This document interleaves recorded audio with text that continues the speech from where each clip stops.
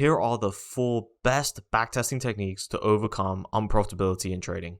I'm Unbiased Trading, and let's get straight into this. First is Multicols. Now, we can't just look at the end result and decide if a decision was good or bad. We have to think about what could have happened if we made a different choice. These alternative histories are events that could have happened but didn't, usually because of chance or randomness. And as the market is inherently random based on the next decision or next trade, and it's a random distribution, meaning you can't really ever predict for certainty the next trade will be profitable or unprofitable, how do we know if a result is just due to chance, or if it's due to luck, or even randomness? We need to simulate these invisible alternative histories so we can actually get a better picture and a more realistic picture of a historical strategy. Now, one way to figure this out is by using Monte Carlo simulations.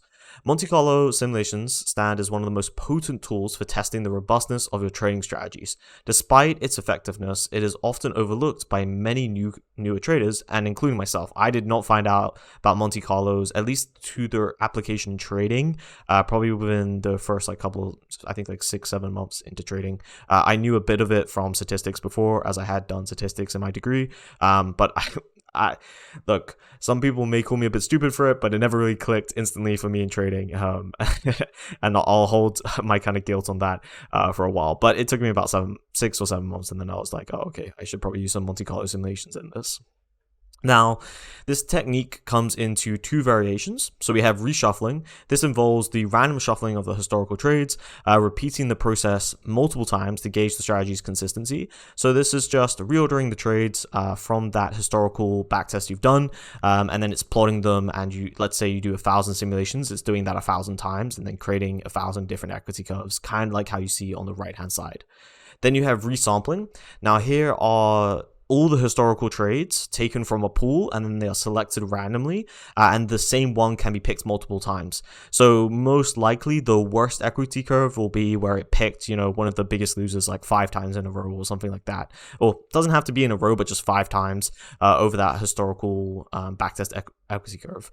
Both methods are great. Personally, I always just plot both, so I have a reshuffling one and I have a resampling one. I wouldn't say necessarily you need to just pick one. I'd always just recommend doing both, as realistically for the code on both of them, at least in Python, they're not super difficult, and that's a code I actually include in the Backtest Bootcamp, just because it's so useful just to put in a trade Excel sheet and then plot it into the Monte Carlo Python code, and then it gets you these different charts that can be very useful for analysis. Also, you can use these to have the max drawdown that happened in the Monte Carlo, the best result, the worst result, the average winning trade, the average win rate, and a couple other statistics that give you a better and more realistic performance metrics you can use for evaluating your strategy, especially when it's in live performance. Next is a simple backtest. Before diving into the intricacies of Monte Carlo tests, you want to initiate this with a simple backtest. This step involves testing your trading strategy over historical data and exporting the resulting trades. While this is excellent for assessing historical profitability, it's crucial to note that past success does not guarantee live profits, and realistically, a simple backtest is not very reliable in the essence that if you just have one, profitable simple backtest, you should go straight away, take this to live, and start putting all your equity onto it as fast as possible. You want to go through these other tests, like I've just mentioned, Monte Carlo, and then these next 2. Next is out of sample. To confirm a strategy's viability in the live market, employ the out of sample technique. This involves, first, you'll have a part of the data where you're going to train the strategy. This utilizes a portion of the data to train your strategy, allowing it to adapt and learn from historical patterns. Now, you can be doing this 2 ways. Some people do this using optimization scripts or even machine learning, or you can just do this through brute force. So you could just, for example, take 2 years out of your 5 years of data and just keep on going through many different kind of parameter values and see what ones resulted in the best results. And then the second part was the actual out of sample part, is where we're testing it on untrained data, using the remaining data to test the strategy's performance with the new optimized parameters that you used on the in-sample data. This simulates general market conditions and general data, which in essence is what live data it is. Live data is simply data we haven't optimized for, and it's new data coming in. And this is what we're testing with the strategy's parameter values to see if it can react well to that data. And this is crucial for testing the generalizability of a strategy. A lot of people get mixed up in thinking, hey, if I pick the the best parameter values that gave me, 1,000% returns over my 5-year backtest, that's the best one I should take live. Most of the time, that is never the case, and realistically, out of thousands of my backtests, that have never been the case ever. And it's a very easy flaw people can fall into. So if you use this technique a lot, you'll slowly start to train yourself to think, okay, I actually want my parameters to not give me the best results. I just want them to be able to work on a very wide set of circumstances and market conditions and market environments and market years. And that is normally the best way to kind of go around it. Now, obviously, there's a lot of nuances here and there into that, but in a general essence, that is what the best kind of technique is. This really does simulate the strategy's reaction to new information, which would be live data. And you can also see on the far right side where you can see the test set performance was amazing. And then we instantly tested on an out of sample performance and it's just, going sideways. It's not necessarily losing, but that definitely shows us that this is not showing us a actually good sign that this strategy would perform well on live data, as it's simply now just grinding around and not really making any progress at all. So this probably shows us that we could have overfit on the test data, or the strategy in itself needs to maybe change. There is also walk forward optimization. So this is just basically doing out of sample, but in a looping cycle. So you would optimize for 30 days, and then you would test that on 30 days of new data, and you would repeat this process over and over. A great way to do this is through NinjaTrader if you're using futures or creating a strategy for futures. You can do this through Python. You can do it through C# as well, and there's a couple other methods you can do it. I think you can even do it on some crypto backtesting libraries.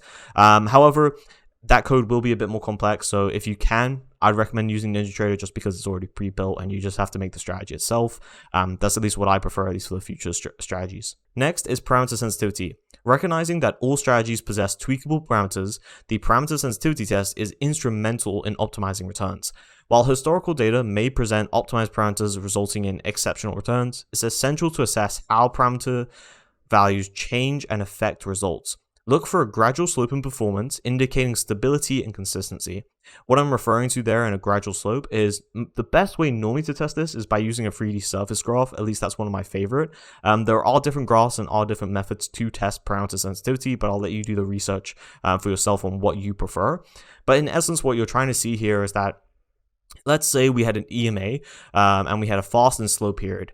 If we set the fast period to, let's say, a 10 EMA and then we set it to a 9 and an 11, the results should be somewhat similar. There shouldn't be a sharp decline in performance or sharp up decline or upwards in performance in results.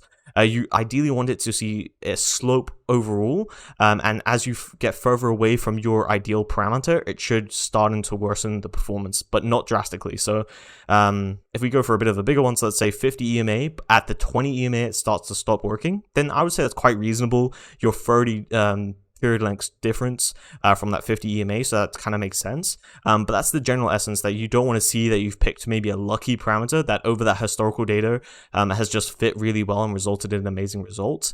And this is a really great test. There's an insane amount of strategies where you can put like a 12 EMA and then you'll get really good results, but you put a 10 and you get really terrible results, which in live trading wouldn't make sense. Sometimes there can be data differences, and you want to account for this, and especially as well with slippage and just general data differences on EMA and other indicator calculations, that you don't want some small difference in the data to make your strategy perform in a way worse position. So that is a really great test, and one of the last tests that I would recommend as the 4 best techniques. By integrating these 4 techniques into your backtesting arsenal, you'll elevate your effectiveness of your testing methodologies tenfold. This approach enhances your ability to navigate the complexities of testing strategies, ultimately leading to superior live performance as you have more reliable strategies. Thank you for watching, and if you enjoyed, please like it and share it with anyone else who might be interested. And if you want more of this kind of content, be sure to follow me on Twitter. There'll be a link in the description, as I post around backtesting and quant trading in general pretty much 4 times a week. So if you want a lot of value and a lot of detail, always be sure to follow me there first.